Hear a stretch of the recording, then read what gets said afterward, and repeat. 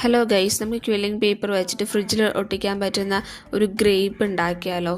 ഇതിന് വേണ്ടത് violet green colour quilling paper, needle, പിന്നെ നമുക്ക് ഗ്ലൂ വേണം. ആദ്യം ക്വില്ലിംഗ് നീഡിലിനകത്ത് വെച്ചിട്ട് നമ്മൾ വയലറ്റ് പേപ്പർ ആണെങ്കിൽ ഇതുപോലെ ഒട്ടിച്ചു കൊടുക്കുക റൊട്ടേറ്റ് ചെയ്തതിന് ശേഷം.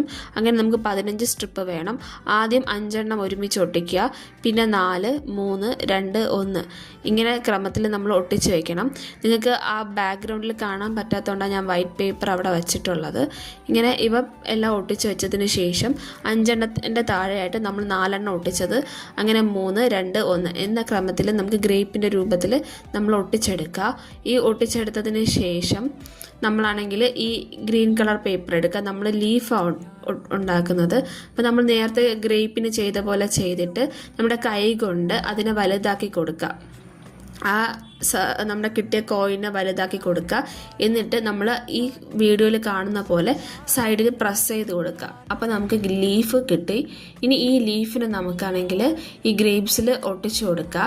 ഈ ഒട്ടിച്ചതിന് ശേഷം ഇപ്പോൾ എൻ്റെ കയ്യിൽ ഫ്രിഡ്ജ് മാഗ്നറ്റ് ഇല്ലാത്തത് കൊണ്ടാണ് ഞാനതിൽ വെക്കാത്തത്. ഇതിനെ വാർണിഷ് ചെയ്തതിന് ശേഷം നമുക്കിതിൻ്റെ ബാക്കിൽ ഗ്ലൂ കൊണ്ട് ഒരു മാഗ്നറ്റ് വാങ്ങി ഒട്ടിച്ചതിന് ശേഷം നമുക്ക് നമ്മുടെ ഫ്രിഡ്ജിൽ വെക്കാൻ പറ്റും. ഇഷ്ടമായെങ്കിൽ നിങ്ങൾ കമൻറ്റ് ചെയ്യണേ.